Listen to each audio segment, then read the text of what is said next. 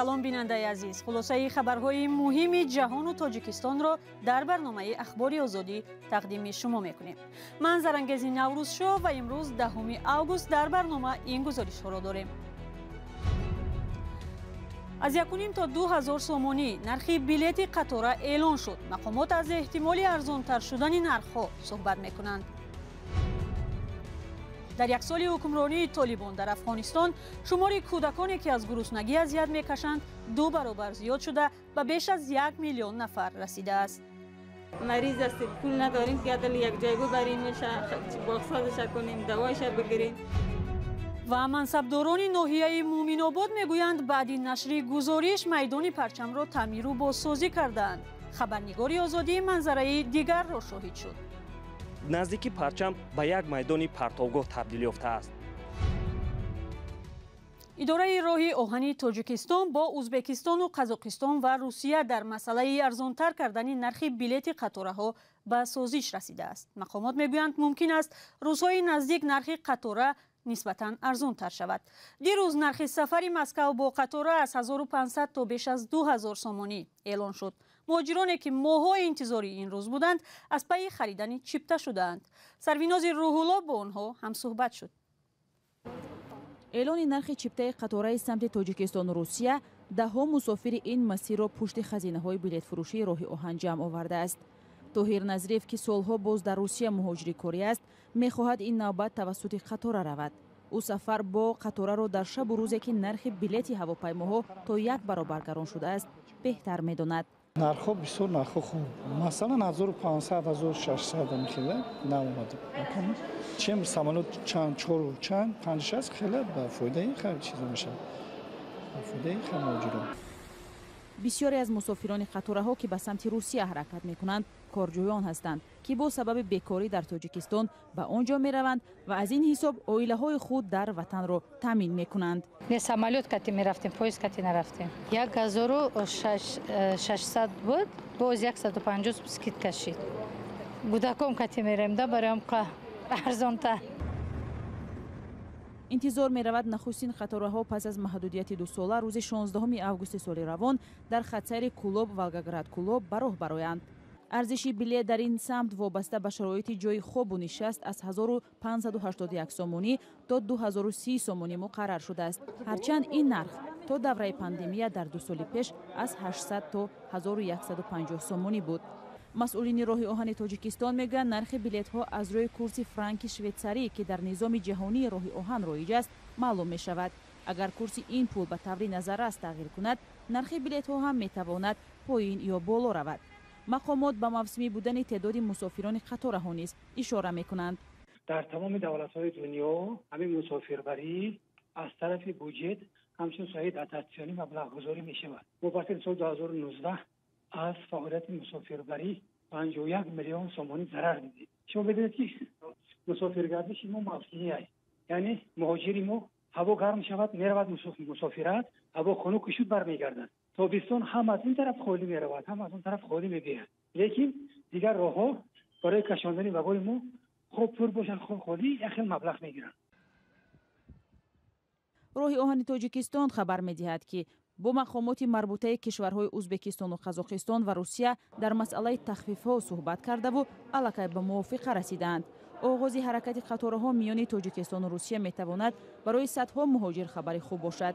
ба хотири гарон будани билети ҳавопаймо муҳоҷирони зиёд тавассути қатора ба Русия рафту омад мекарданд. охирин қаторае ки аз Русия ба Тоҷикистон омад моҳи марти соли 2020 буд. сарвинози Рӯҳулло, Нигораи Фазлиддин, Озодӣ, Душанбе. барномаро бо як хабар идома медиҳем. иёлоти муттаҳидаи амрико дар ҳамкорӣ бо Тоҷикистон ва ҷалби 5 кишвари дигари минтақа тамрини 10-рӯзаи низомӣ анҷом медиҳад. дар тамрини низомии ҳамкории минтақавӣ 22 ки аз 10 то 20 август дар Тоҷикистон баргузор мешавад, намояндаҳои Қазоқистон, Қирғизистон, Муғулистон, Покистон ва Узбекистон ширкат мекунанд. рӯзи 10 август сафорати амрико дар Душанбе хабар дод ки ҳадафи баргузории тамрин бо ҷалби кишварҳои минтақа таъмини амният, мубориза бо терроризм ва рушди ҳамкориҳои муштарак аст. این مشق‌ها در مرکز آموزشی فخرآباد برگزار می‌شوند. تمرین همکاری منطقوی 22 با جلب کشورهای منطقه و آمریکا از سال 2004 برگزار می‌شود. امسال مکان برگزاری آن تاجیکستان انتخاب شده است.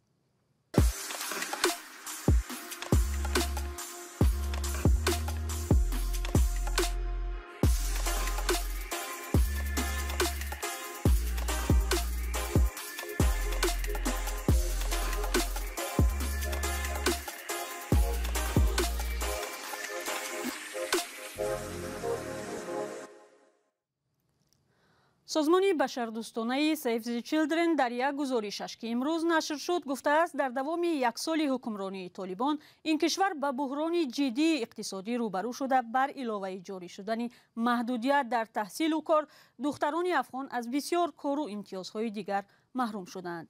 با نوشته این سازمان چهارک دختران بر راه افتادگی مواجه گردیدند. در گزارش همچنین تاکید شده است که وضع کنونی بر رشد اطفال که از کمبود غذا اذیت میکشند جداً اثر خواهد کرد. در شعبه کودکانه شفاخانه به نام ایندیرا گاندی در شهر کابل 40 رختخواب موجوده را کودکان اشغال نمودند که اکثراً در نتیجه کم غذایی گرفتار بیماری‌های گوناگون شدند. طبیب اطفال این مؤسسه محمد اشرف میگوید بعضاً او روز تا 16 ساعت کار میکند زیرا شماره بیماران رو به افزایش است. فقر و تنگدستی روز به روز در کشور ما شما زیاد شده است. هر چیز زیاد شود سوء تغذیه واقعیتش زیاد میشه و خواهش ما این است که مؤسسات کمک رسان جامعه جهانی کمک بکنه برای ما، برای فامیلا، برای طفلا که واقعیت سوء تغذیه کمتر شود. کارشناسان بنیاد کودکان سازمان ملل متحد و یا یونیسف تاکید میکنند که در افغانستان مشکل کم غذایی دائما وجود داشت، ولی در یک سال اخیر از زمان سر قدرت آمدن طالبان ایالات متحده امریکا و کشورهای کمک رسان افغانستان را ترک نمودند. در نتیجه وضع اقتصاد و ساحه‌های مختلف خواجگی این کشور وخیم شده است. خیلی ناراحت هستیم. کل ما از خورد و خواره های شوهرم کل ما خامته هستیم. حتی شوهرم در یک هفته خدا بیخی برام تون ایران میرم. گفت که من شرمت و من نه دوایش گرفته بیتم نه شیرش گرفته بیتم. دختر پیشونی چشم باید میره من چطور کنم؟ بله دکتر، من مشکل زیاد داشتم. اقتصاد ما خوب نبود. اقتصاد ما ضعیف است. پیدا شد که من پیشکاری میشدم، پیسه نبود. پیشکاری به خودم کنم طفلم میره کم شد. یک ماه میشه دیگه بیخی زیاد مریض است دیگه. تا که به دنیا آمده است جور نیستن. مریض است، پول نداریم که دل یک جای ببریم میشه باقصادش کنیم دوایش بگیریم دیگه. می جروان کردن ما را گفتم میجا بری بازی جا آمدیم میاد دیگه میجا بستر کردن دیگه. یک شیر میتن یک دوا موایش میتن دیگه. ما پول نداریم که دوایش بگیریم خدمت چیش کنیم دیگه. یک دواش بکنیم نمیتن. بنیاد کودکان سازمان ملل متحد تخمین میکند که سال 2022 در افغانستان تا 1,100,000 طفل از کم غذایی اذیت خواهند کشید که در مقایسه با سالهای پیش 2 برابر بیشتر بوده است. برمیگردیم به تاجیکستان. در پایتخت کشور حالا ماشین‌های را دیدن ممکن است که به بنزین نیاز ندارند و با نیروی برق حرکت می‌کنند. مسئولین میگویند الکترومبیل‌ها یا تاکسی‌های برقی هم از جهت خرج و هم از نگاه اکولوژی برای مردم موافق‌ترند. ولی آغاز حرکت این ماشین‌ها در شهر تا کجا برای ساکنان سبکی آورده است و کار آن چگونه به راه مانده شده است؟ گزارش برات یوسفی در این باره است. در شهر دوشنبه تاکسی‌های برقی استحصال چین و آلمان شروع به کار کرده است. شرکت‌های خدمات تاکسی، یک تاکسی و رخش تاکسی چنین نوع ماشین‌ها را به خواهشمندان کار به اجاره می‌دهد. خدمات گمرک تاجیکستان خبر داد که در نیم ساله اول سال جاری حدود 130 عدد چنین ماشین‌های برقی به تاجیکستان وارد شده است. ماشین‌های برقی که حالا در دوشنبه در خدمات تاکسی استفاده می‌شوند خیلی کم خرج بودند. این ماشین‌های الکتریکی بسیار ماشین‌های خوب است. экономичный, экологически чистый мисол. Дар 40 сомон заправка мекунем, ҳамон ширкати хидмон дорад. 40 сомон заправка мекунем, 300 километр ба ҳазур мегардем. با گفته یک کارمند شرکت یک تاکسی حدود 100 عدد ماشین‌های برقی دارد. این شرکت 3 نقطه تامینات برق را برای ماشین‌های برقی فعلا استفاده می‌کند که هر کدام از نقطه‌ها همزمان 2 ماشین را طول 40 دقیقه تا 1 ساعت به برق پر می‌کند. اما قیمت راهگیری ماشین‌های برقی کم خرج مثل تاکسی‌های معمولی است. خراجاتش کمتره، با فایده ساکنان میشه مثلا. نرخ اون دیگه سوسا باز ارزان‌تر شود. ارزان‌تر شود که زورشان برسه که بلکه سیستم هر قل شده است آدم‌ها کم بیزات و بسیار باید استفاده باره همیشه. نرخنامه تاکسی‌های برقی مثل دیگر تاکسی‌های شرکت‌های خدمترسان در 2 کیلومتر اول 10 سومانی و باقی مانده هر کیلومتر 3 سومانی است. وزارت نقلیات تاجیکستان حالا برنامه رشد نقلیات برقی برای سال‌های 2023-2027 را روی دست دارد که می‌خواهد آن را با بررسی حکومت ارسال نماید. و اطلاع رسمی در دایره این برنامه شرایط کار و خدمترسانی، مسئله واردات و تشکیل نقطه‌های به برق تامین کننده آنها پیش بینی شده است. واردات ماشین‌های برقی از باج گمرکی آزادند.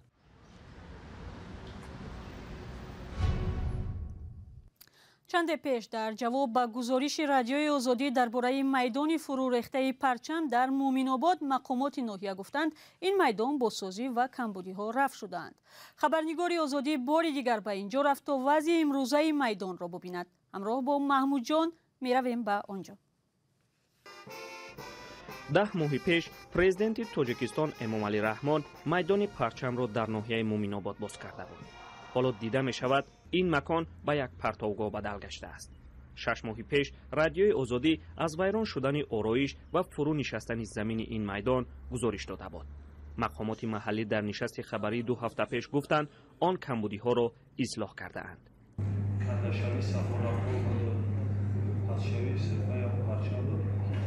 یک قسمتی تقریبا 20 متر کوادراتی هم سافولکوی بولوی که همون نمونه که چینگی بودیم همون نمونه موندگی اولاد زکست کارگر باید همی هفتوی پیشنه دسترس شد.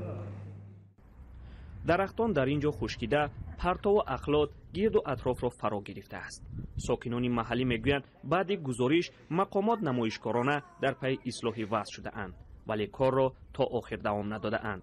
هرچند رئیس ناحیه در نشست خبری 6 ماه پیشش گفته بود که کمیسیه حکومتی حالا میدان پرچم را رسما قبول نکرده است.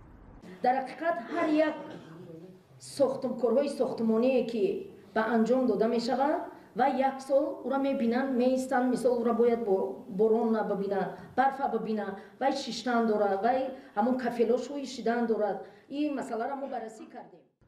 در نشست خبری روز 29 ایول بحث میدان پرچم دوباره روز زد. هرچند در این نشست رئیس ناحیه حضور نداشت، اما بعد نشست باز مقامات در پی اصلاح کمبودی ها شده اند. این نوار کارکنی کارمندان مقامات ناحیه بعد 2 هفته نشست خبری گرفته شده است. 6 ماه پیش رادیوی آزادی از اینجا گزارش آماده کرده بود که میدان پرچم الکی ولنگار می شود. از این مابین 6 ماه گذشت. مقامات در ناحیه مومن‌آباد میگوید که آنها میدان پرچم را بازسازی کردند. اما چگونه که مشاهده میکنید در اینجا نه تنها بازسازی مشاهده می شود، بلکه در خشک شدن درختان هم دیده می شود. این چنین نزدیکی پرچم به یک میدان پرتوگاه تبدیل یافته است. پایه پرچم ناحیه مومن‌آباد 45 متر درازی دارد. میدانش به 61 هکتار برابر است. آن را شرکت حسنبگی با سرمایه حکومت ولایت ختلان ساخته است. در حکومت مومن‌آباد دقیق نمیگویند برای ساختمانش چقدر مبلغ صرف شده است. حالا رو آوریم به ایتالیا. منطقه باستانی ماتریای ایتالیا با نوارگیری فیلمی آخرین جیمز بوند در سال 2019 مشهور است. این شهر که پیش از میلاد عیسی بنیاد شده است در روی کوه قرار دارد. در کنار ماتریا رودی گراوینا و غار جای گرفته است که مورد توجه کوهنوردان است. یکی از آنها اثنای پژوهش غار پایش را مجروح نموده از خدمات نجات کمک خواست و چرخبال خدمات نجات او را از ساحل رودی گراوینا به شفاخانه انتقال داد. این صحنه جالب را خدمات نجات به نوار گرفته است.